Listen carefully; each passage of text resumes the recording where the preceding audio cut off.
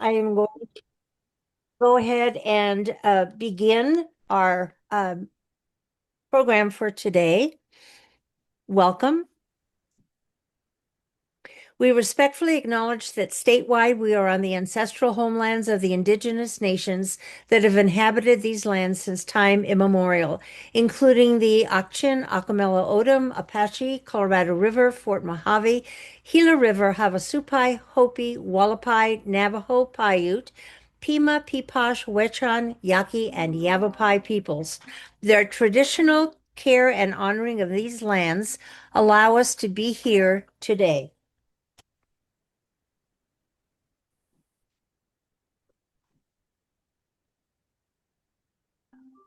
Sorry about that.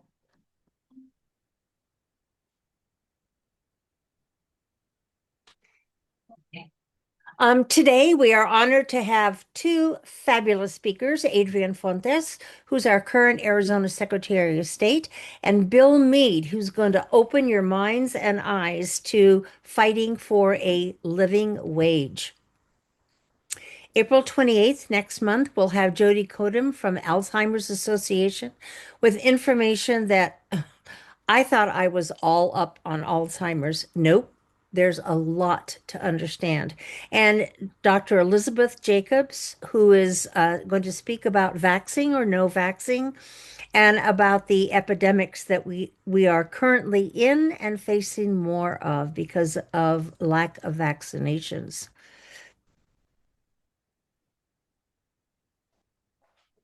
Hmm. In May, we're going to have Jeannie Castine from Secular AZ and Nick Mansour, a delightful candidate for Arizona State Treasurer. So make sure that you join us for that. Activism, boy, do we have some information for you.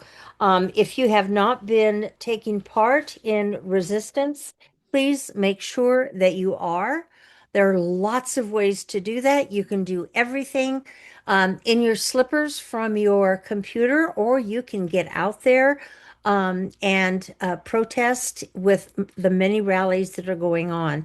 If you are particularly interested in education, go to sosarizona.org. That's Save Our Schools, Arizona.org. And you'll find a lot of information about what you can do. Secular AZ is another website you can go to learn more about protests, about the frightful things that are happening in our country. Unity Rising is young people, high school age. I don't know how to speak to high school students. I wish I still did. I haven't been able to do that for over 65 years. Unity Rising knows how. They contact people. It is the best defense that we have against Turning Point USA. So if it's important to you to hamper Turning Point USA and especially give young people something to fight for, please go to Unity Rising USA. Another youth group, which is college age, is keepazblue.org. And they have been incredibly successful in motivating young people, college age, particularly against Turning Point USA. So please contact them. Our source for information at the state legislature is CEBV, .us, which is Civic Engagement Beyond Voting.us. And if you have not already subscribed to their newsletter, you need to do that. I'm going to give you some highlights from that today, and it'll curdle your blood. This one, SB 1134, lawmakers killed a bill that would have allowed a gun used to murder someone to be destroyed rather than forcing it to be resold if the victim's family requested it. So now the gun that killed a family member must be sold rather than being destroyed. A police widow and other victims pleaded for it to pass, as did the Arizona Police Association and Maricopa County Attorney's Office. Thank you, GOP. Governor Hobbs vetoed a bill that would have renamed Loop 202 the Charlie Kirk Loop 202. This would have politicized the highway naming process that currently avoids political controversy and allows historical perspective. The horrific way Kirk was killed does not excuse the combative, incendiary, racist, and sexist behavior around which he constructed his public work. Now, something to look forward to before November. There are 28, thank you, GOP, 28 potential ballot measures that will have petitions circulated to appear on the ballot in November. You will need to be knowledgeable about those 28 measures on your November ballot. Here's information about just a few of them. HCR 2056. This would be a constitutional amendment, almost impossible to get out, to recognize the right of individuals to refuse medical mandates. That means if you are a low autoimmune person and there are people who do not want to be vaccinated and do not want their kids vaccinated, you are at risk. 2040. This singles out teachers' unions and takes away payroll deduction and the voices of teachers in teaching conditions, learning conditions, safety, class size, curriculum, and pedagogy. 2004. This would ban the use of photo enforcement systems. There's more. 1012. This would raise lawmakers' salaries to $57,000 a year. That's 60% of the governor's salary and double what they already make now. 2165 about state parks. This would make all Arizona state parks free for military and their guests. That sounds like a wonderful thing to do. However, the state currently offers a 50% discount for active duty and retired military, free admission for disabled veterans, and free admission for veterans on Veterans Day.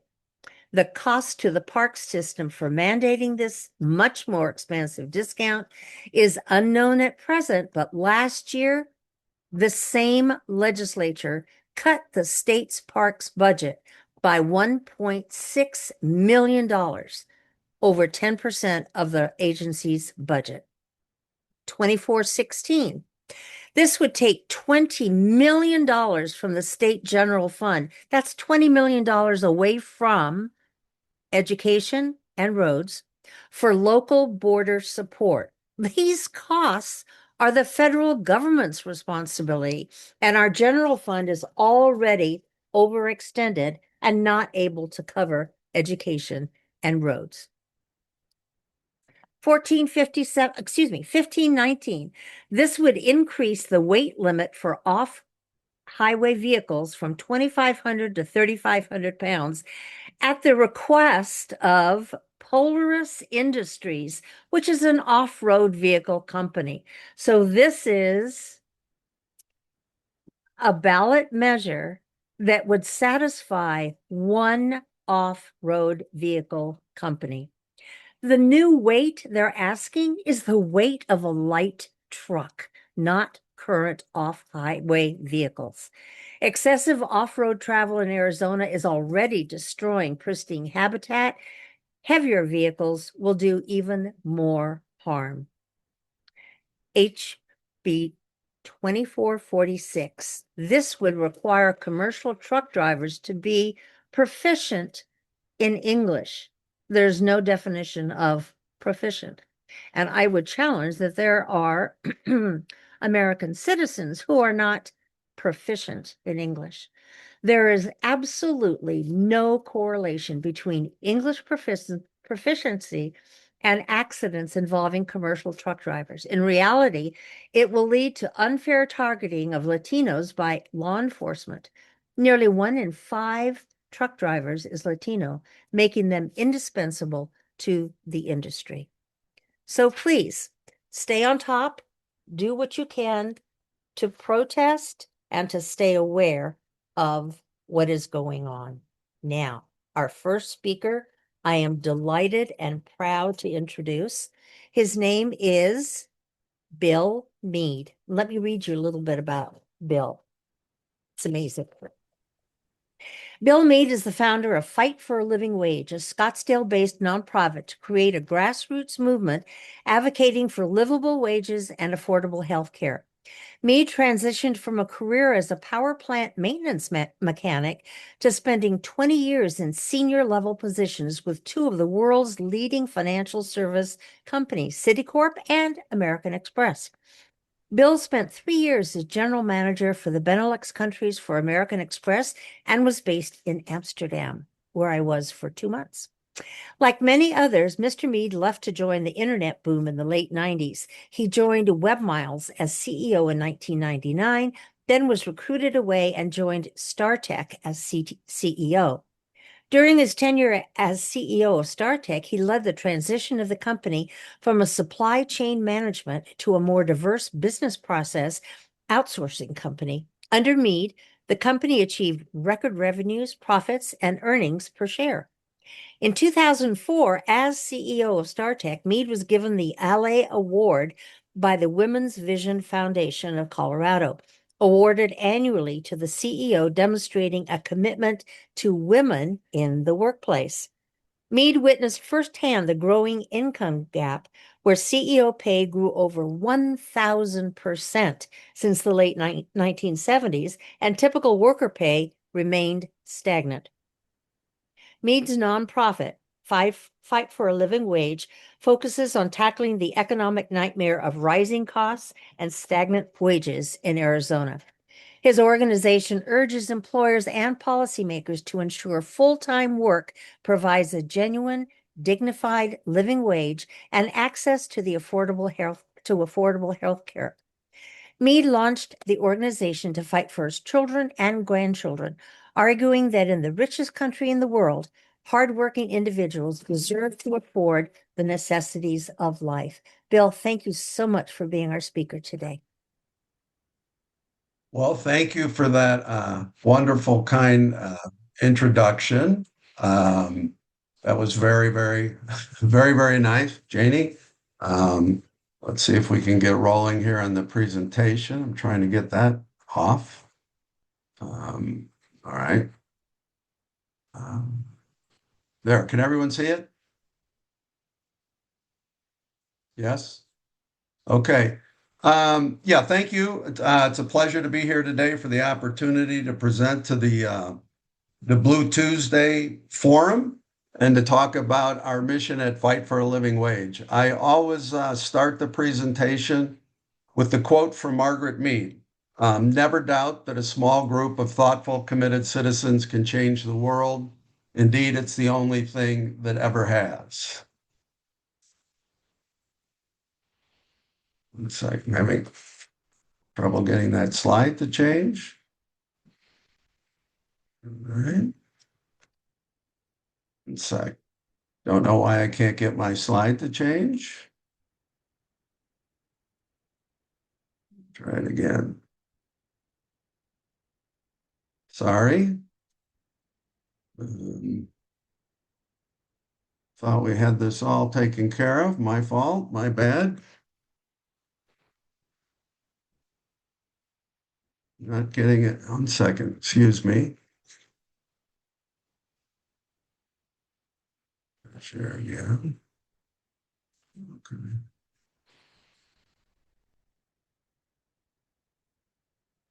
Hmm.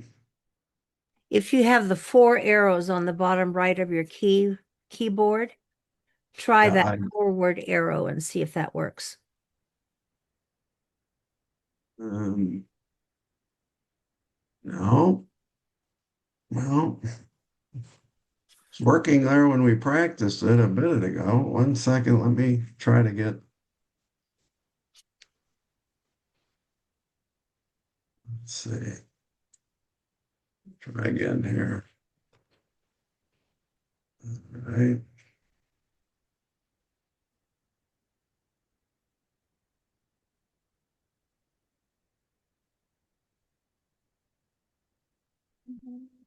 Okay. I One can help. That's fine. You can jump. All Can't get right. my slides to move at all. This is not good. Okay, I'm going to Let's see if I, hang in there, Bill. I'm going to try something else here. Okay, I'm if you can, you're not sharing anymore. So let me share all right. and see what I can get.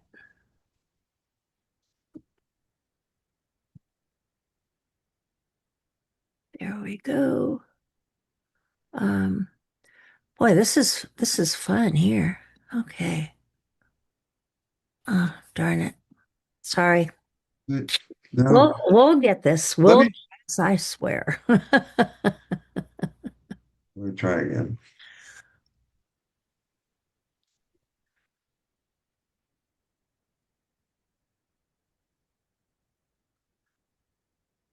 Here, I've got it back. Let me try. I'm going to share again. All right. Okay. And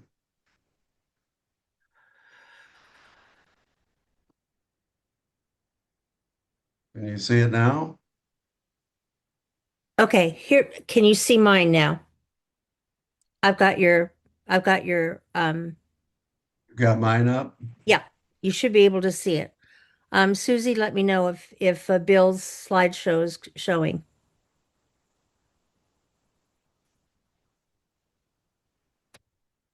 Yes, it Did I is. lose you? Okay, good.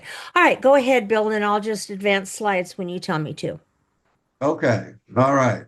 So the very first slide, again, I think never, I always start with the Margaret Meade quote. Never doubt that a small group of thoughtful citizens, committed citizens can change the world. Indeed, it's the only thing that ever has. The next slide on the introduction, a bit more about me, just a little bit more about me. Yes, I'm Bill Meade. I'm the founder of Fight for a Living Wage. And I was born in Joliet, Illinois, a little longer ago than I would care to remember. I was not a great student in my grammar school and high school years, so I ended up, as Janie pointed out, I was a member of the International Brotherhood of Electrical Workers as a power plant maintenance mechanic for 3 years. I went back to school, graduated from ASU in 1980 with a degree in political science, and as she mentioned, I worked in the corporate world for 25 years as a power plant maintenance. In the corporate world for two of the largest financial services institutions, Citicorp and American Express. My last corporate job, as she said, I was CEO of StarTech, a business process outsourcer with 7,000 global employees. And the only reason I add that is I think it gives me a bit of a unique perspective. I've been on the shop floor and I have been in the corporate boardroom and got to see firsthand how the deck is stacked against the American worker. The next slide. What is our mission at Fight for a Living Wage? We're working to build a national grassroots movement that will increase awareness, understanding, and a call to action to counter ways in which current trends in wages, corporate profits, and politics are increasing the income gap in America. It's always a challenge to figure out what data and information to present to groups because we have so much data on inequality. But at Fight for a Living Wage, we really believe the number one issue facing the country is affordability. This issue was starting to get real traction in November and December. The media really started to cover it. But then, as we all know, we've had Venezuela, Greenland, ICE in Minnesota, the Epstein files, and now we even have a war to take it, to be the distractions that is now taking it out of the news once again. Next slide, please. Today, middle and lower income Americans are sitting on the knife's edge when it comes to the quality of life. From 1979 to 2019, net productivity rose by 70%. Hourly compensation for the typical worker grew by 12%. In early 2024, the top 1% of households held 30.5% of all US wealth, while the bottom 50% had just 2.5%.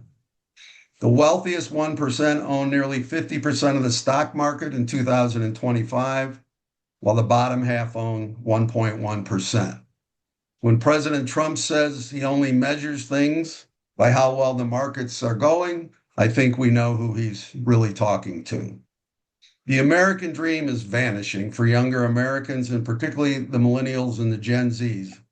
They make up 10.1% of total household wealth, despite making up 35% of all households. And in 1971, 61% of Americans classified themselves as middle class. Today, that number is at 51%, and I would say, based on most recent trends, that number will be below 50% soon. Next slide, please. So I just highlighted the rich are getting richer. The middle class and lower income people are falling farther and farther behind. When I started working in the corporate world some 40 years ago, we really looked at the three constituencies. But the trends that are taking place right now is CEO compensation is driven by stock value and earnings per share, or profits over people. CEO pay to the average worker compensation has expanded nearly tenfold over the last 40 years.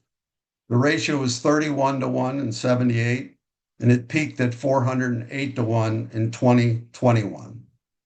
The average worker's wages have been stagnant since 1978 to 2024, with typical worker compensation growing just 26%, while CEO compensation has surged over 1,000%.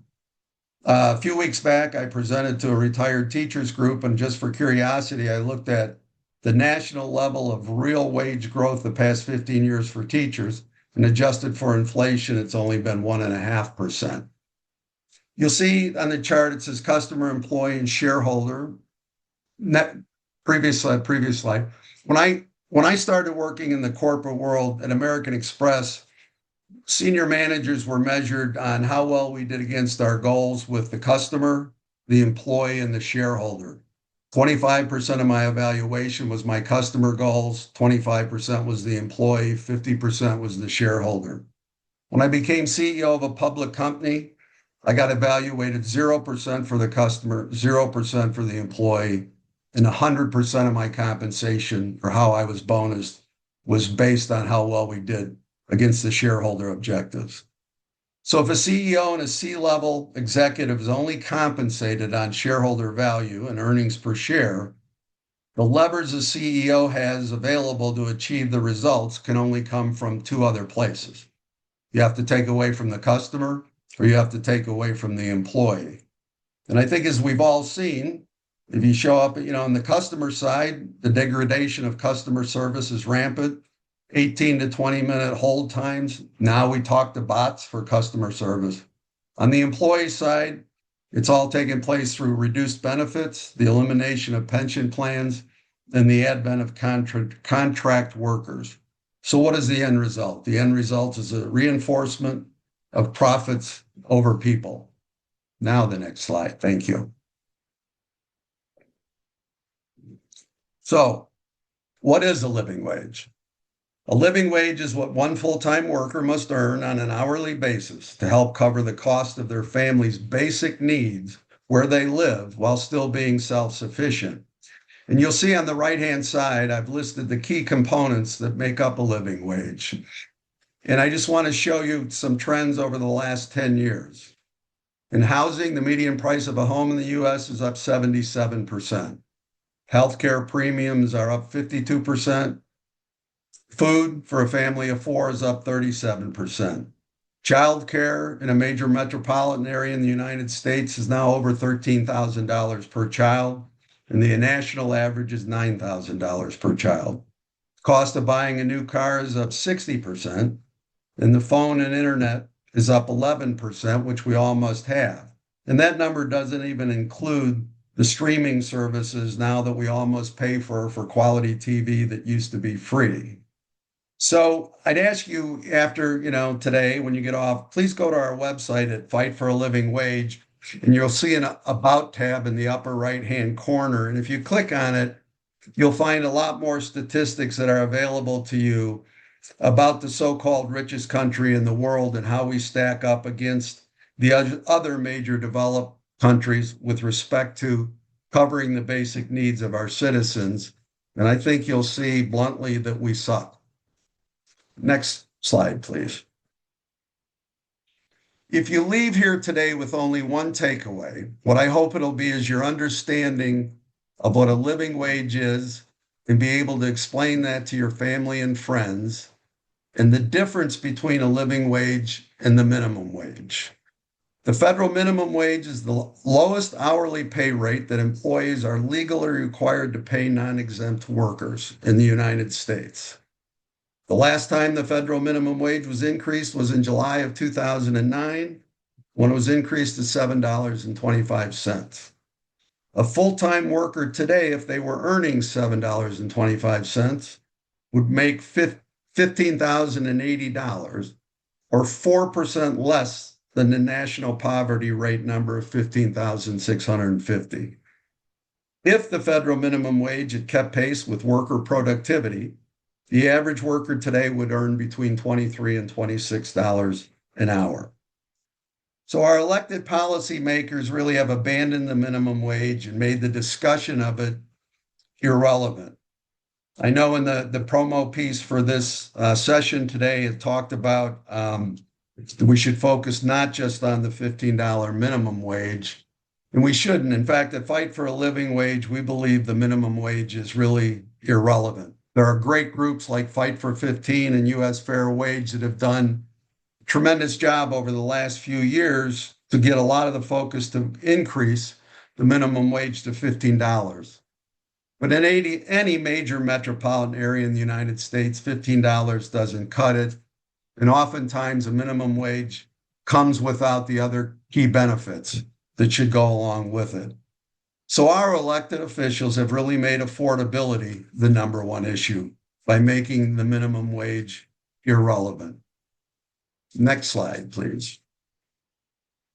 I'm going to take a moment on this slide because we have two key components to our grassroots strategy. And the first is our pledge for a living wage and human dignity. And I'm going to walk through this because it's very critical. Recognizing the inherent dignity of every individual, we pledge to uphold the principle of a living wage as essential for the well-being and flourishing of all Americans. Grounded in compassion and shared responsibility to preserve our humanity, we commit to the following. 1, living wage advocacy. We advocate for establishing and maintaining living wages that enable every American to afford adequate housing, nutritious food, healthcare, childcare, and education, and fostering a society where the basic needs are met with dignity. Compassionate support. We offer unwavering support to individuals and families striving for economic stability, recognizing their inherent worth and standing in solidarity with the pursuit of a dignified life. Community empowerment. We empower communities to address systemic barriers that perpetuate poverty and income inequality, fostering inclusive environments where everyone has the opportunity to thrive and contribute meaningfully. And education and awareness. We promote education and awareness about the importance of a living wage, inspiring individuals, organizations, policymakers to prioritize economic justice and human dignity in their decision-making. By taking this pledge, we affirm our commitment to building a more equitable and compassionate society where every American has the opportunity to live with dignity, security, and hope for a future. So I urge you all, and again, please go to fightforalivingwage.com and take our pledge. Next slide, please. This is the second key component of our strategy, and it is also very, very critical to what we're doing. This is the Elected Official Accountability Program, and we call it the EOAP. For the upcoming midterm elections in November of 2026, we're going to ask each general election candidate for Congress and the Senate to take the pledge for a living wage and human dignity. We've built a database. We will track each candidate's response and make it available online for people to be able to look at. If a candidate refuses to take the pledge we're going to ask them, well, which component of the pledge are they against? Do they not believe that everyone should have housing, be able to put food on the table, or have health care? We just won't accept, I don't do pledges. I've had some candidates tell me that already, and my response is, well, do you pledge allegiance to the flag? We intend to roll this out at the state level over the next few years. And again, people will be able to check the database. We are a nonpartisan organization. So, but we have a theory. There's probably one party that's more inclined to take the pledge than another party. And we think that the candidates that take the pledge can use it as an effective tool in their campaigning to confront their opponent as to why they don't want to take a pledge for a living wage and human dignity. Next slide, please. I spent too many years in the corporate world, and I can't operate without some kind of a business plan or a point of arrival or where we're trying to get to. So we've put together a 5-year business plan. And in that plan, our 5-year goals are first to increase awareness of the ever widening income gap in America and help people understand that the system is rigged against the middle class. Think back to the data that I showed you earlier on in the presentation on wage trends and compensation. Our most ambitious goal is to obtain over 100 million pledges for a living wage and human dignity over the next 5 years, collaborating with churches, community groups, unions, colleges, and universities. I've actually had people laugh in my face when they see this goal, but again, I think this is where our focus needs to be. And again, going back to Margaret Meade, everything starts small, but we can get there. And lastly, to get over the next 5 years, 80% of our federal elected officials to take the pledge for a living wage and human dignity and commit to work on policy changes that ensure all full-time working Americans have a living wage in 2031. Again, we're not an organization proposing the policy solutions, although I have several of my own personal ideas about what those things could be. But we just want to commit to a living wage and get our policymakers to go to Washington, to go to work, and to solve for this problem. Next slide, please. We're doing this one online. Sometimes when I do this slide in person, I have a little difficulty because it can become emotional. But we need to regain our humanity. At Fight for a Living Wage, we have our core values, and they're loving kindness, compassion, and empathy. These are fundamental to almost all major religions in the world, whether it's Christianity, Buddhism, Taoism, Islam, Judaism, Hinduism, and even the humanists. We're the richest country in the world, and yet 60% of our fellow Americans live paycheck to paycheck. We need leaders who will lead from this perspective. We deserve it, and we should demand it. We must get our humanity back. Final slide, please. Should have been one more. So what we need from you, what I would ask. So what we need from you is today at the conclusion of the presentation, when you get done today, is please go to our website, take the pledge, fight for a living wage, for a living wage and human dignity. We have over 30,000 pledges to date, and you can be part of that and help that grow. Contribute to Fight for a Living Wage as an individual or a group. We're an all-volunteer organization so far. We just depleted a significant portion of the cash we had on hand. We're launching a new website soon.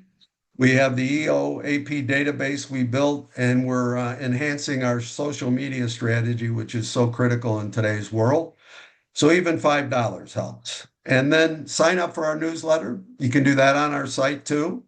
We come out monthly. Our next one will be in April, and it helps you keep tabs on what we're doing. And lastly, please become an advocate for Fight for a Living Wage. Spread the word. Tell others about me. I'm happy to come speak or present. Volunteer with us if you have the time. And lastly, please recruit and educate your friends and family. let them understand affordability is the number one issue. We have a lot of distractions, but a lot of our fellow citizens are suffering. Help them understand the difference between a living wage and the minimum wage, and that really a minimum wage is dead on arrival. And then lastly, just remember the Margaret Meade quote.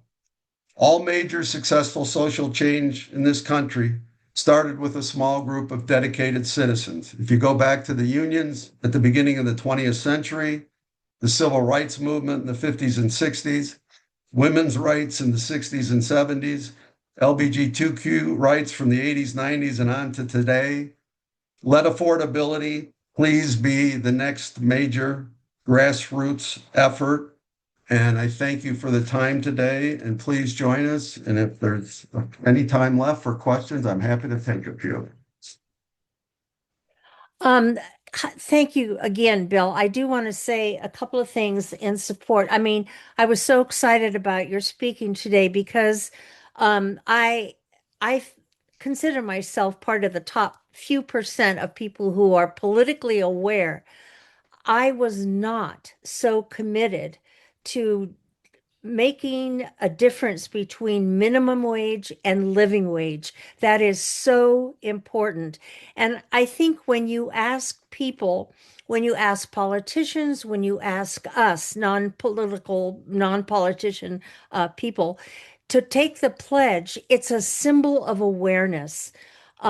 Awareness of that difference between minimum and living wage. And such a huge percent of our country people are struggling under minimum and not living wage. That's a difference that we need to be aware of and to be fighting for. So thank you for that. And all of us, whether we identify with minimum wage workers or not, we are members of at least one of those other two levers that you talked about, customers and employees. If we're not an employee making minimum wage, we're certainly customers buying products, and we're impacted by all those decisions in favor of the shareholders. So, thank you very much, Bill, for helping us with that. I'm going to ask if anybody has a question, um, and if you can put it in the chat room. If there's a question, we do have a couple of minutes. I put a question in the chat room. How Yes. is how is AI going to affect all this? That's a great question. And I think that I probably really do need to add that to the presentation. I think that we're at such a critical juncture with AI. It's changing so quickly. And I think there's a lot of good things that are probably going to come out of AI. But in the middle of this, what is really going to be the impact of jobs? I spent a good part of my corporate career, in managing customer service functions, and I think we're all experiencing it now. You go to get customer service now, and you usually start with a bot, meaning they've eliminated, those employees. So I think we're just really again at the front end of where AI again will really impact the lower end of the workforce first. It's going to eliminate a lot of the clerical positions, a lot of the customer service jobs and things like that. So it's only going to exacerbate the issue. And again, that's where I think we have to look to our policymakers. I mean, again, you don't hear much about affordability in the news. But you really don't hear much outside of OAI's growing and fast and quickly and all that. You don't hear many of our policymakers talking about the impact of the workforce, and it's going to be there. And if not, it's going to show up in more payments for us all to support people through our social support systems because they don't have jobs anymore. Bill, I just want to call everybody's attention to the chat because our our tech guru Susie Thornton has listed all kinds of websites for people to get more information about fighting for a living wage. So please make sure you go into the chat and do that. Cindy Couture has a question. Are there any lawmakers who will help this happen? Well, I think we're going to see a lot of lawmakers trying, I mean, at least talking about it. I think we're going to hear affordability as a big part of the upcoming midterm elections. The thing again, and that Janie, you brought up, is, it was surprising to me in the last presidential election how many candidates at whatever level they were running for often used the term minimum wage and living wage synonymously. But I think the thing we really got to look for are candidates running for office that really understand the issue of affordability and a living wage, because a living wage is giving you all the components. A minimum wage, even if it goes up to $20 an hour, but you have no health care, um, what does it really mean? So I don't know. I'll be real honest. One of my big surprises in this is we're even having difficulty with candidates wanting to take the pledge, I think, because they feel that somehow it's going to be, used against them. We worked really hard when we crafted the pledge. It's nonpartisan, it's not political. If you really go through it, and that's why I went through it point by point, it's about humanity, decency, and people being able to live with dignity. So, no, I'm not aware of a lot of candidates, but I think as we roll out EOAP and we announce it, I hope more candidates will embrace it. And I want to piggyback on a comment that Ann Lutz made. And this sounds like a commercial, and if it is, so what? There's a big difference between Sam's Club and Costco. Costco has a commitment to customers and to its employees, and that's what makes it such a grand corporation. And Lutz's question is, have you approached the CEOs of companies such as Costco, who already have a commitment to customers and employees? I have not, but that is on the radar screen. Again, we're all volunteer, and it's been tough getting us to this point, but that is a great question and a great comment. And Costco is a really good company to point out. One of the things I get confronted with in presentations, and often by conservatives, is, oh, is all you're really talking? You're just a surrogate socialist organization that wants to raise my taxes and all that. And it's amazing. An effective argument back with conservatives is if you look at Walmart and Target, they have thousands and thousands of their employees receiving SNAP benefits. And what I tell conservative people is you're already subsidizing the profitability of Walmart and Target because they're not paying their employees an adequate wage, but you, through your taxes, are helping subsidize the lower wages they pay by your taxes by covering for the SNAP benefits. So that is a great idea. And we really do need to look more at corporations that are really proactive in either paying a living wage or supporting it. But thank you for that question. One last question from a couple of people. What is the target for a living wage? You can go to the Living Wage Institute, which is originally developed by MIT. You can go out there and you can put in any zip code in the United States, and it will give you the living wage for that zip code. They just put out, in fact, their new report this week, but they break it down in terms of all the components of a living wage. The last report I saw a few months ago for the Phoenix metro area, it was $27 an hour. Thank you so much, Bill, again, for this incredible presentation. We've all learned a lot that we should know and should champion. Thank you again. Well, thank you for the time. Thank you so much to all of you. Thank you. And please go to the site. Thank you. Thank you. I'm going to introduce our next speaker. But before I do, this is Adrian Fontes, and I'm going to tell you something.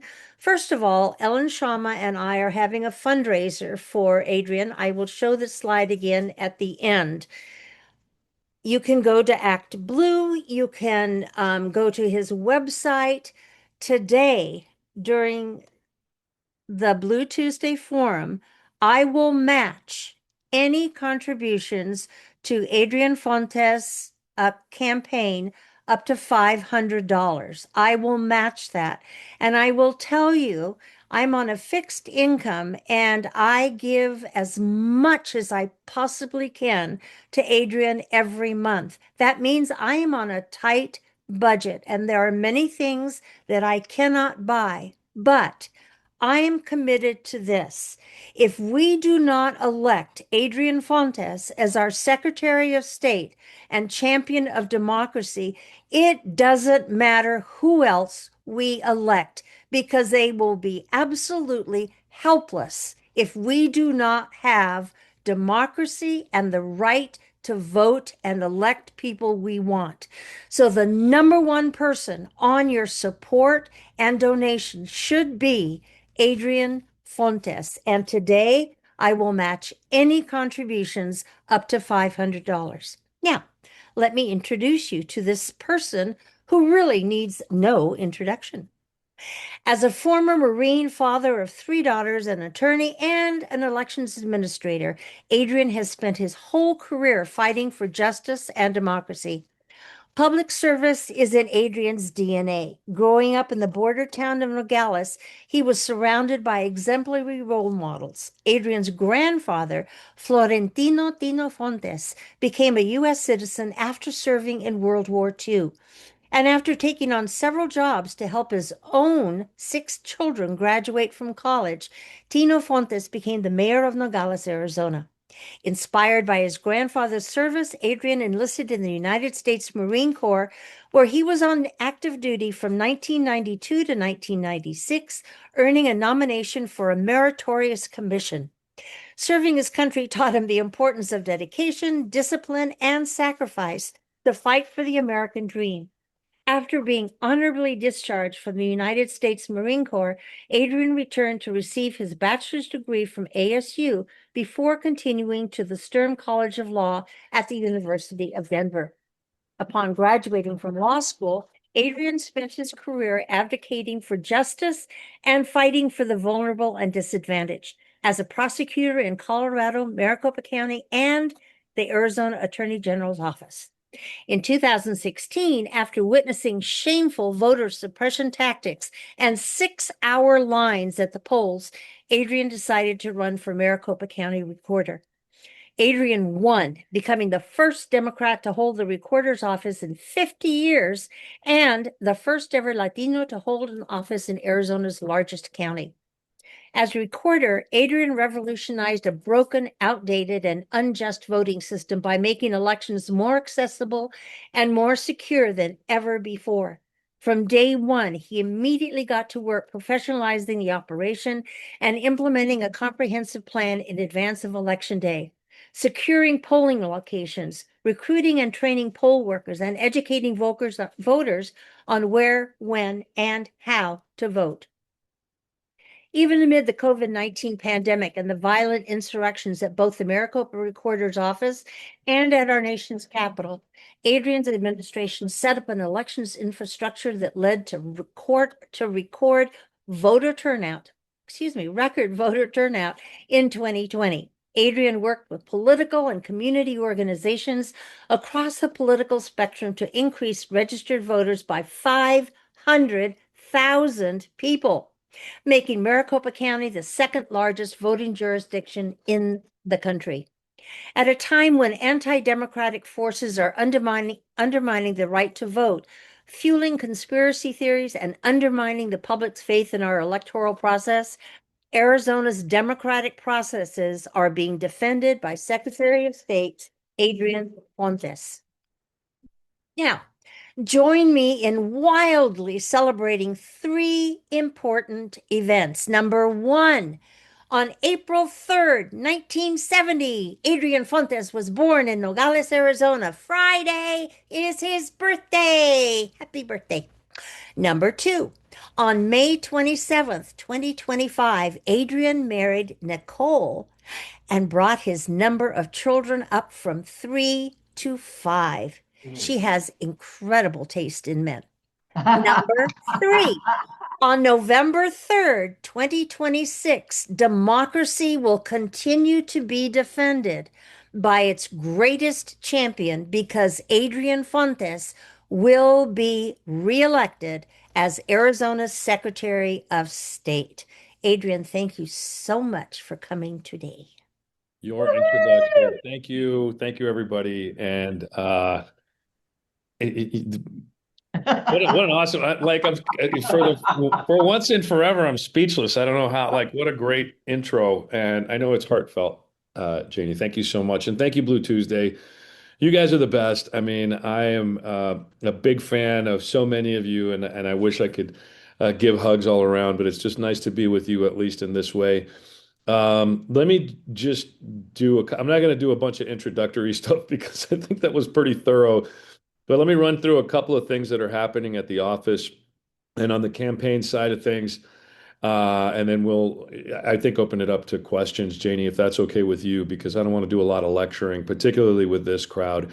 I think the conversation's more fun. Anyway, yes, thank you. I am running for re-election. We are qualified for the ballot. We are also running against Turning Point USA, and they are not short on cash. So we'll be talking about that at the end of this presentation. But just a couple of the big themes that are happening right now.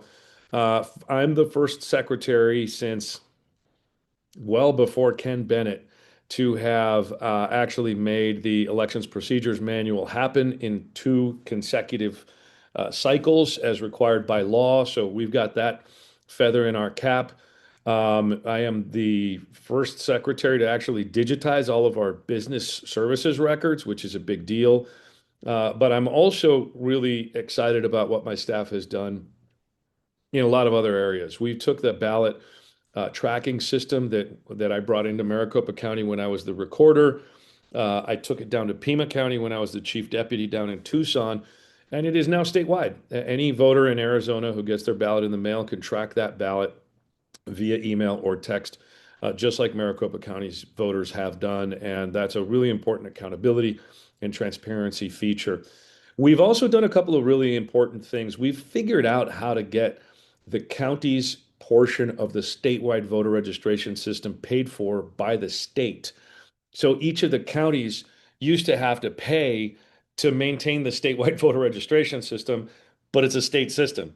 And over the last 4 years, and particularly ending with the last JLBC fight, we actually now have paid for the counties, giving those resources back to the counties so they don't have to be footing the state's bill. It's been a lot of behind the scenes stuff, and this is kind of, really wonky information. But at the end of the day, making government work well across the board at every level is what we can do, and that's what we're going to continue to do. To that end as well, we have automated a lot of systems. We've utilized AI in a good way.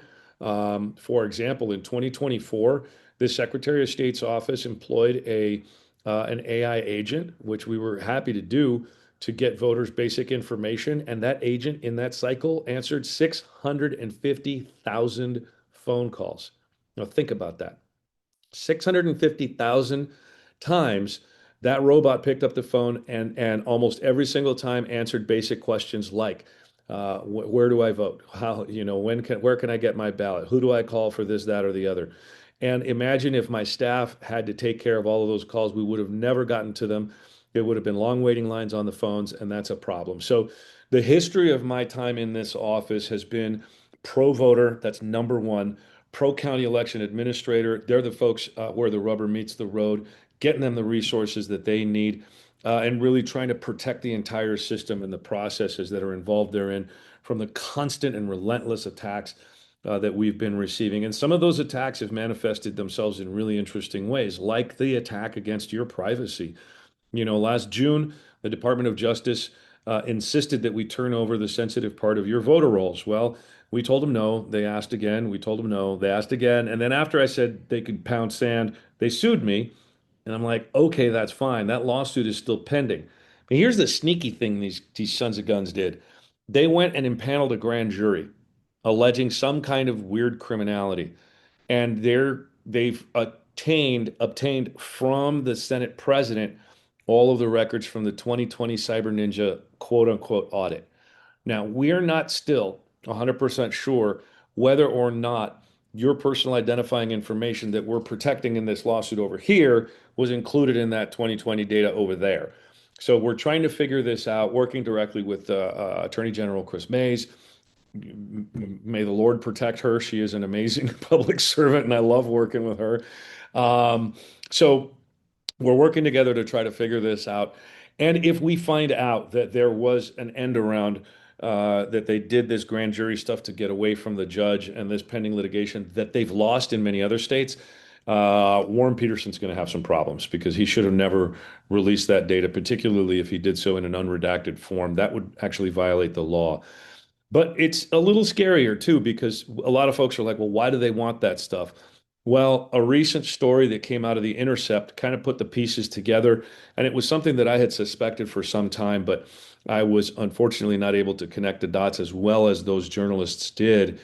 They've gotten a lot of information from the Social Security Administration, from the Department of the Treasury, from the VA, from many of these other organizations that weren't actively protecting the data. They were just giving it over. Imagine the Trump administration with the capacity to block you from electronic financial transactions. Imagine the Trump administration with the capacity to block you from being able to travel via air or through any other sort of security circumstance. I mean, this is really a potentially draconian, uh, authoritarian nightmare that we could be facing out of this administration. And that's why I've been fighting so hard against this. And that's why I'm going to continue to try to do everything that I can to protect that personal identifying information so that we don't create the sort of unified monster at the federal government that could infringe on our privacy rights, consistent with the Privacy Act of 1974. But one of the other things I think that is really interesting here is sort of this idea that the president and his people want to centralize control over elections.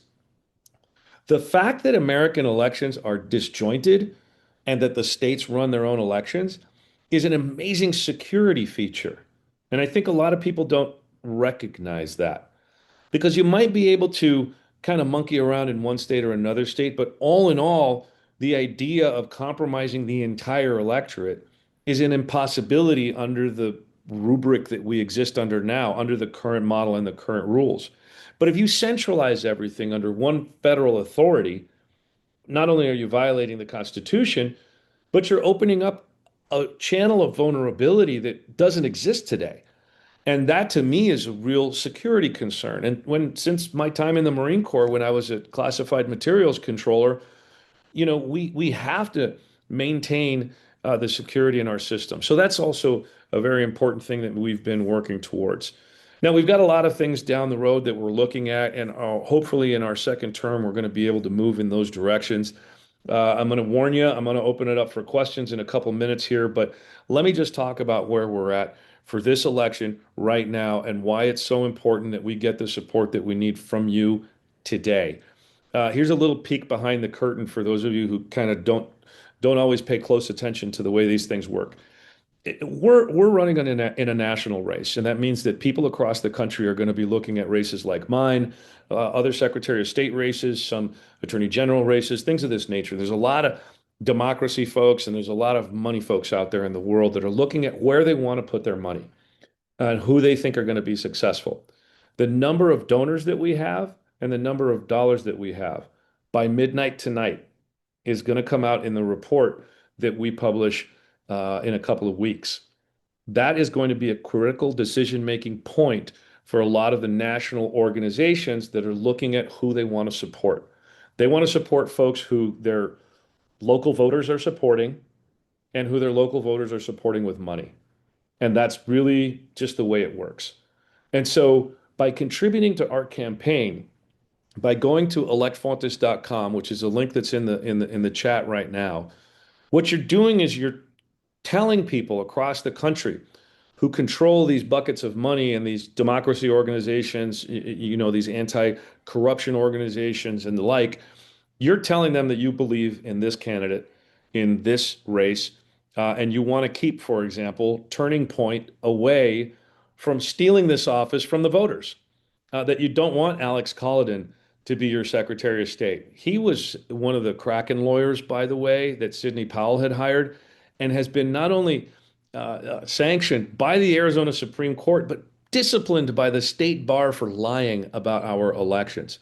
Or the person that he's running against in that Republican primary, Gina Swoboda, who was the chair of the Republican Party. Talk about partisan hacks. in charge of our elections, like that's an outrage just on its face that the number one cheerleader for one particular party would be out there trying to run elections in a way that has integrity and honor and maintains the support for our counties across the entire state. So this is a really important moment for this campaign. And this is today at midnight is the time. So if you're planning on jumping in, if you're planning on donating, whether it's 25 bucks, 100 bucks, it's all going to stack up and help meet Janie's match, which I'm super grateful for. Janie, thank you very much from the bottom of my heart.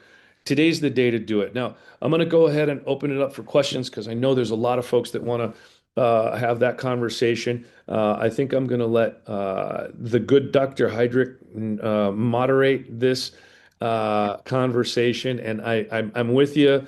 I think until I don't know what time, so let's just go ahead and get started. And Okay. Janie, I am all yours. But thank you very much, everybody who's jumped in, and thank you for jumping in again if you haven't yet. Yeah. Jamie, And again, thank you so much for being our Secretary of State. And just the information that Adrian has shared with us in the first few minutes lets you know that if he hadn't been the Secretary of State, we would have lost a large percentage of our democracy, of our right to vote, of our right to elect people who represent our values. So we have to keep him. He is really, Adrian is the key, the keystone, whatever you want to call it. All of the other elections for people that will make a difference Somebody hinge needs to on mute. hinge upon Adrian's being elected. And now we have the deadline of today. So please contribute. And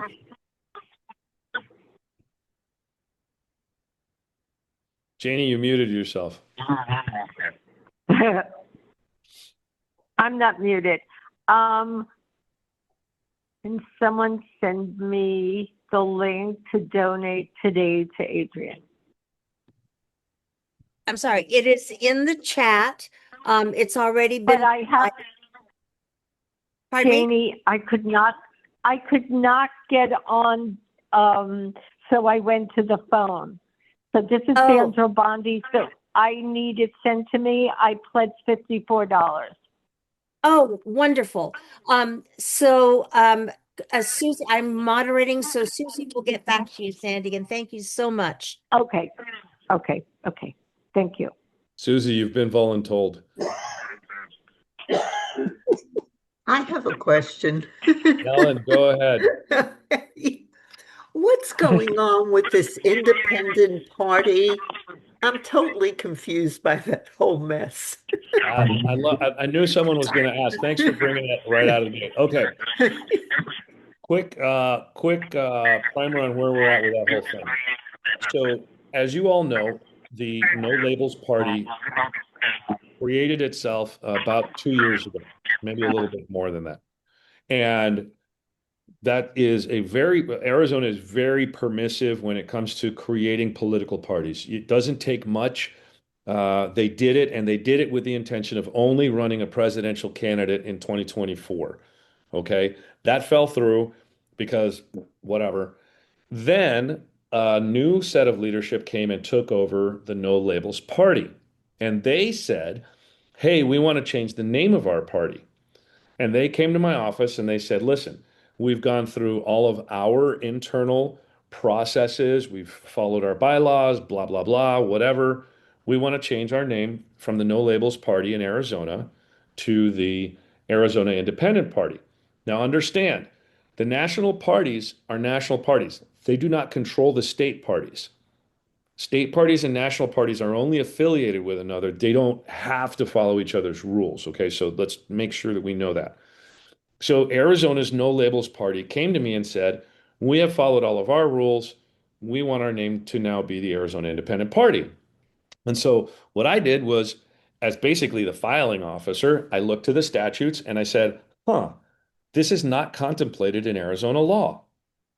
And so if it's not contemplated in any of our statutes, I go to the Constitution. And what do I see?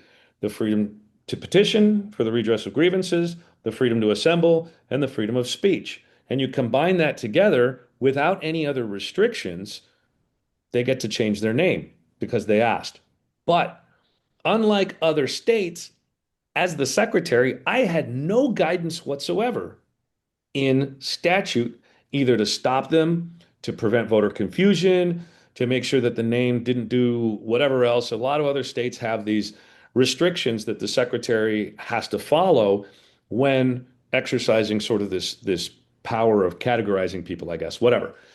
Anyway, so all I had was the Constitution, and we looked at this with the Attorney General's office, and they're like, you kind of got to just accept it. And I'm like, okay, they changed their name. We're the filing officer. They filed it. It'll be effective December 1st. Now, this is about the middle of October of last year. So I gave everybody about 6 weeks' notice. And I said, hey, this is not going to be a problem. And I figured somebody out there in the world would sue me before it became effective. I gave you 6 weeks, everybody.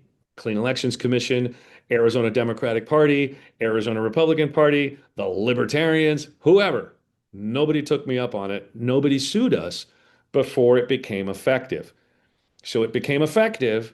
Then they sued. Clean Elections jumped in. The Democrats sued me. Then the Republicans sued me. And everybody was suing me. And you know you're doing something right when everybody is suing you and it's all the political types, right? So I was like, okay, whatever. Off we go. So we litigated the case in front of the Maricopa County Superior Court, which is where these got filed.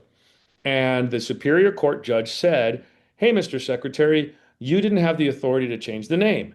And while I was like, I didn't actually change the name, I just took the filing and they changed their own name. I'm like, you know what, Judge? Cool. Knock your socks off because I don't really care.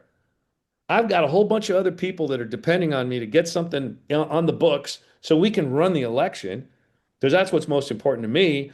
These guys can call themselves whatever they want. I don't really care. Now, so the judge said, no authority. I said, awesome. I'm done. I'm out. I'm not going to appeal. I don't care. It is what it is. Now, the Arizona Independent Party has the right, in my view, to appeal if they want to. They said they're going to. They might. Okay. But here's the problem. And now I'm talking as a Democrat. That was all as the secretary. And I'll tell you, as a Democrat, the reason that everybody got so upset about this on both political sides, particularly the Democrats, is because we can't win elections statewide without independent voters and Republican voters because we have forgotten to register voters over the last 6 years. We only have barely 27% of the electorate who are identifying as Democrats and registered as Democrats in Arizona. That is grossly underrepresentative of the folks who believe in our ideals and believe in our values. Now, why is it grossly underrepresented? Because we haven't done the work. Because we've been sitting on our tails, hoping somebody else will do it. We depended on C3 organizations, we depended on all these other organizations, and as Democrats, we didn't do the work. And so, if you have a Democrat versus a Republican, and the Republicans have way higher numbers than the Democrat does in raw numbers, you throw an independent in the middle there, Democrats are significantly threatened because where you have you've got Republicans who are like, I hate the Democrats, but I hate the MAGA Republicans more. They're going to pour over to the Democrats, right?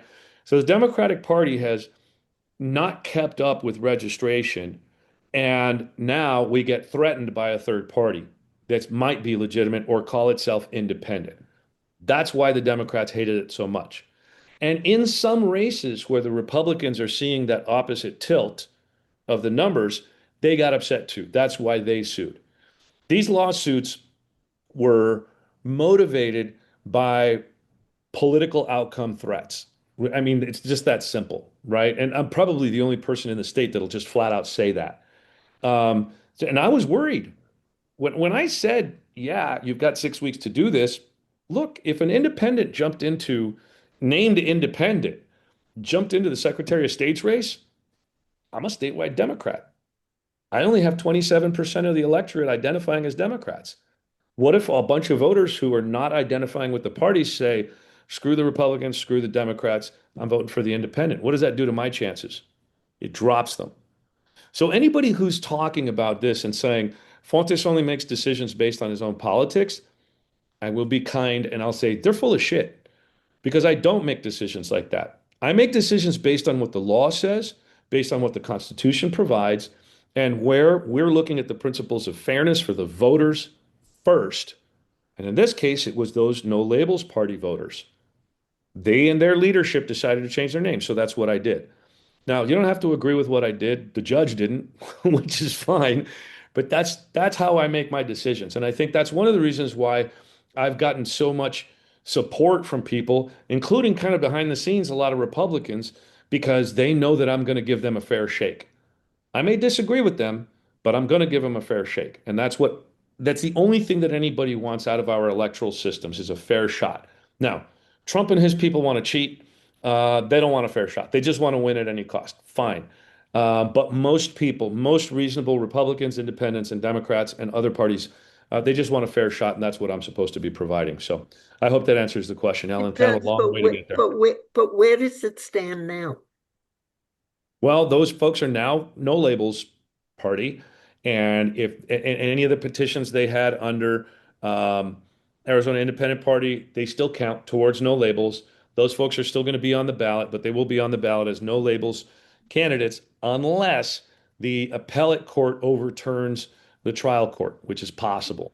Oh, But we'll have to wait and see. And okay. I hope we get a ruling before the ballot printing deadline because that turns into a hot mess for our counties. And Okay, I want thank to you. protect those. Yeah, you bet. Adrian, before we get to Nadine's question, I want to reiterate how important it is, how critical to our democracy, to our voting rights, for people to contribute to your campaign today. Thank you. The link is in the chat. Um, I mean, I think we've been wonderful in supporting you in terms of Arizona, but Yep. that's not where the deep pockets are. The deep pockets are national. That's where Turning Point USA and that's where the MAGA Republicans have their deep pockets. And to be able to get you to run reasonably with that money turned against you, we need to get those deep national pockets. We can do that here in Arizona by contributing to you today before midnight. So please make a contribution, whatever you can afford. If you want to defend democracy, if you want to have Adrian continue championing democracy and voting rights for us, please give today. Okay. All right. I saw Nadine's question. I'll come straight to the answer. And Okay. the question was, wasn't there already an independent party in Arizona? Or if one registered as independent? Again, the there are two types of voters in Arizona. They have a bunch of different names, but there's two types. There are party affiliated voters, which are subcategorized as Democrats, Republicans, Green, Libertarian, no labels. Those are affiliated voters. Then there are non-affiliated voters that we tend to call party not designated, no party designated, independent, Arizona independents, blah, blah, blah, blah, blah, blah, blah. They have all kinds of names. Okay. So affiliated voters are with a party. They have said, I want to affiliate with a political party. Non-affiliated voters are not. But in our statutes, in our elections procedures manuals, in our case law, we have been very sloppy in Arizona. We call them by all these other kinds of names. So a lot of people will say, well, I'm an independent. I vote with independent party. No, you don't. You don't have a party. There is no independent party so titled in Arizona. There was going to be an Arizona Independent Party. Well, there was. And then the judge said, no, there isn't anymore. Okay, fine. But remember in your head, there's affiliated voters, these are party affiliates, and non affiliated voters. And those voters that are not affiliated do not identify with a party. Now, why is that important? That's important, particularly in our primary elections, because some of our affiliated parties will close their primaries and some of them will open their primaries. So the Democrats and the Republicans have semi-open primaries. In other words, if you're affiliated with, for example, the Republican Party, you can't vote for the Democratic primary But if you're not affiliated with any party, you can vote with the Democratic primary, right? We all know that. Now, if you're a libertarian, however, they've closed their primary. That means nobody but registered libertarians can vote in the libertarian affiliated primary. Now, if that sounds confusing, trust me, it is. But it's this weird space that we operate in Arizona where the parties make the rules, not the legislature. We've surrendered a lot of our rulemaking process to the political parties.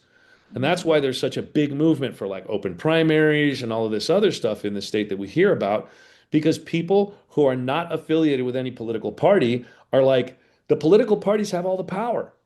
And frankly, we do. Democrats have a lot more power in over control of our system as a party than nonpartisan, non-affiliated voters do. So that's just kind of the background there. We do not have, nor have we ever had, an independent party so titled in Arizona. But there are 6 states in the union that have a name your state independent party, like the Delaware Independent Party, the California Independent Party. So that animal does exist where people can affiliate with it. But generally in Arizona, the second largest group of voters is not Democrats, it's non-affiliated, no party designated voters. So there's the answer to that question. You want to go to the next one, Janie? Because I've got it here. Yes, and Lutz is asking, what's the Yeah. likelihood we will not have an election in November? Well, let me just give you the doom and gloom. We may have already had the last election we're going to have in this country. You know, everybody says the next election is the most important one. The last election might have been the last one, and that's real. But that's real because we've got a Congress that will completely bend at the knee and not uphold its constitutional duty to check the executive branch. Now, there's a very high likelihood that the Republicans might lose control of Congress before the next couple of months go by because of resignations and retirements out of the Republican ranks. So that might be a saving grace. We might have governors and other state level officials actually stand up to ICE and ban them from doing certain things. We already know that it is against the law for Immigrations and Customs Enforcement to be in polling places. But it's not really election day that I'm so much worried about as it is the certification after election day that could happen in Congress to return. It looks like a good chance to return power to the Democrats at the federal level. So I think it's a high likelihood that we will have an election, but it's a possibility that we won't. Look, our democracy is fragile, and it really depends on leaders who believe in doing what's right for the most people, not just for themselves personally. And that's not what we have right now in federal leadership. Most states have it in state leadership, and I will say most states because I am joined in my angst and consternation and pearl clutching by a lot of Republican secretaries of state too. My dear friend Deidre up in Utah, my friend Mike over in Mike Watson in Mississippi, several other Scott Schwab in Kansas, and some of the other Republican secretaries of state have expressed concern, and there's many, many, many others who have quietly expressed serious concern. I mean, West Virginia is being sued by the Department of Justice because Chris Warner won't turn over the same data that I won't turn over. So the Trump administration is suing him, and his brother is in Trump's cabinet. Like the Warners are MAGA, and he won't turn over the information to the Department of Justice the way I won't do it. And he's a hardcore red Republican. So the fight is at the states right now. And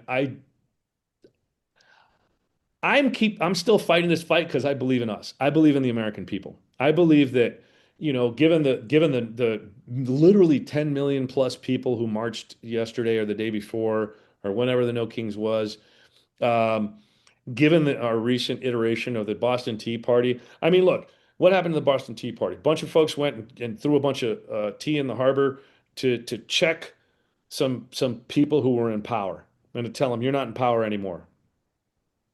We did the same thing in the summer of 2025 to that ketamine-addled, chainsaw-wielding tech bro, Elon Musk. He got his ass kicked out of Washington, D.C. because Americans across the country stood up in front of Tesla dealerships, spray painted them, slashed the tires, did all this civil discord. That was the Boston Tea Party anew, right? And I think we need to really look to our fellow citizens and understand that while the talking heads are up here saying, "Oh, this is bad, this is terrible, this is bad," just look at your neighborhoods. They're not terrible. Look around. Yeah, prices are really high and all this stuff, but we've been through crazy stuff before. And I believe in the American people. I believe that we believe in each other. I believe we have faith in one another. Otherwise, I wouldn't be fighting this fight. Given what I have to deal with and what my family has to deal with, wouldn't be worth it. So I really think we are at an incredible, I don't want to say turning point, but I think we're in an incredible inflection, right? And this inflection point is from the several decades that we've had of privilege and counting on everybody else and imagining that things are just going to work out into a space where we understand we have to protect the basics, right? Understanding that we've got to get off our asses, get off the couch, and go do things. And we cannot take anybody for granted, and we cannot take our own action for granted. Let me just give you an example of that. Just an infuriating moment that I had today that really shows me why that idea is so important and why you are so important to this movement. You particularly, who I'm talking to through this Zoom, you need to do whatever you can. You need to be uncomfortable. You need to get out there and talk to folks, knock on doors, do the postcards, write the checks, and make the phone calls. And when I gave this message to some folks the other day, it was several days ago at a fundraiser. A guy who was at that fundraiser had just gotten off a plane from India. Mm. And I called him just the other day. Actually, I called him this morning and I said, "Hey, thanks for being there. Really appreciate it." And he said, "That was great. Thanks so much. But there was one part of your message that I think might not have sat well with folks." And I said, "Yeah, what's that?" He said, "When you told people that they can't make a difference from their couch," he said, "not a lot of people really might like the idea of having to go out and do more stuff." And I'm thinking, you privileged son of a bitch. Are you kidding me? Are you kidding me? You're telling me that Americans getting slaughtered in the streets, families getting ripped apart from one another, the Yeah. price of gas going through the damn roof, the uncertainty and the angst and the frustration that Americans are suffering right now. And you're telling me that it might be a little offensive to people to ask them to actually do some work? Like, I'm so mad at his privilege that he thinks he can sit on a couch and just write a check. Listen, write the check, buddy, and then get off your tail and go knock on some doors. Go register some voters, right? This is the moment where we've got to reach down and we've got to make ourselves move. As inconvenient, as hard, and as tough as it might be, as exhausted and anxiety filled that we might feel, we cannot let the future down. This is the moment. And this campaign, as Janie has said, is at the cornerstone. We're the tip of the spear in this fight. Because if we don't have our democracy, we got nothing. We've got absolutely nothing. And that's what these bastards want to take away from us. Don't you let them do it on your watch. Mhm. Get off the couch, knock on the doors, do all of the stuff that you are uncomfortable doing. Confront those neighbors that used to have the Trump flags. Go at them. Give them hell. Why? Why not? What are you going to do? Hurt their feelings? They're not snowflakes. They can handle it, right? I mean, seriously, we've got to get out there and fight the fight, folks. And every single one of us can make that difference. And if we're not trying, then again, like I said before, I'm really jealous of your privilege. So thank you for that support. There is one more question comment from Morgan. It's good to recognize the dangers. One source of optimism beyond the American people, as you said, is the utter incompetence of the folks currently in charge federally. Yeah. Well, don't count on the bad guys to screw it up as a strategy. I think that's one of the things that I totally disagree with the Democratic National Committee. All they've done is sit on their hands and wait till Trump screws it up bad enough that the country gets angry with him. That is not a strategy for victory. That does not present any positive movement, any actual ideas, and it kind of reflects the notion that other guy was talking about, right? If I just sit here and wait long enough, they'll screw it up bad enough, and everybody will hate them more than they hate us. That is such a dumb way to approach things. So let's not count on their failure to guarantee our success. Let's make it work. Let's actually do the work ourselves. Forget about their failure. Assume that they're better than they are. Never underestimate your enemies. Never underestimate how evil these guys are. Never underestimate how badly they want to destroy this democracy. Never underestimate how much they want to like pigeonhole people and capture you as a human being and exploit you for their own particular gain. Don't ever underestimate that. We cannot count on their failure to guarantee our success. We must work towards our own success to guarantee their failure. Wow, fire in the belly. Adrian, thank you again. Number one, for being our Secretary of State and defending and championing our democracy. Thank you. And a reminder, please, please, if you value your democracy, if you value your voting rights, please contribute so that we can get some deep pocket national money for Adrian and get him reelected and save Arizona and our country. Thank you so much. And remember the fundraiser at my house. Yes. that's right. That's right. Yes.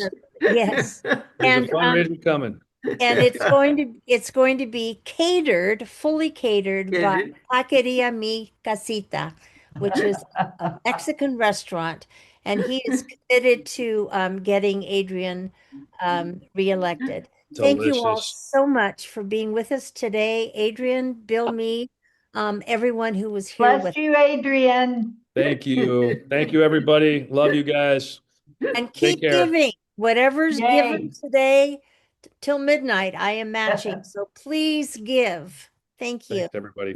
Happy birthday. Thank you. Happy birthday. Thank you. Bye, everybody. Bye-bye. Thanks, Janie. Yay. Bye-bye. Are Thank we you leaving? all. Thank you. Thank you. Someone Fire in our text me, belly. please. Someone please text me the way to. I've been online looking how I could send the money. It's easy. Let me go back in the chat here. It is electfontes.com. That's it. That's it. That's it. electfontes.com. Did anybody else have trouble getting on though today? Was it just me? I've had trouble in the past, Yeah. but Oh, today it okay. worked. All right. I'm I doing tried it with right my after this iPad. meeting. And I called then my- Janie right before every meeting to send me the whatchamacallit. Well, sign. I text Nan. Nan, I don't know if she's around. Well, anyway, okay. Thank you. I'm going to go on now. Okay. Eduarda, I didn't see you before. Good to see you. Mickey, what kind of name is Safadi?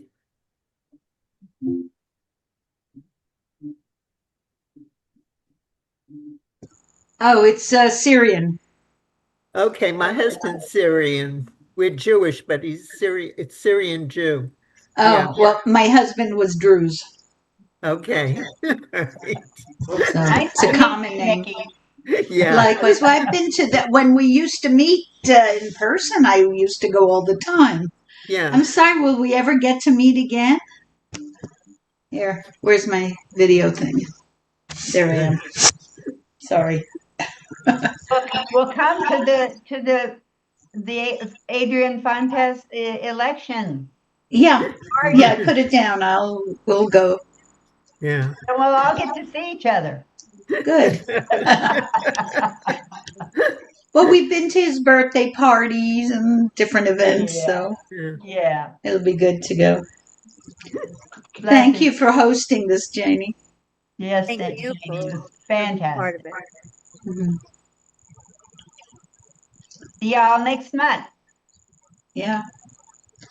Let's see. if not before. 14.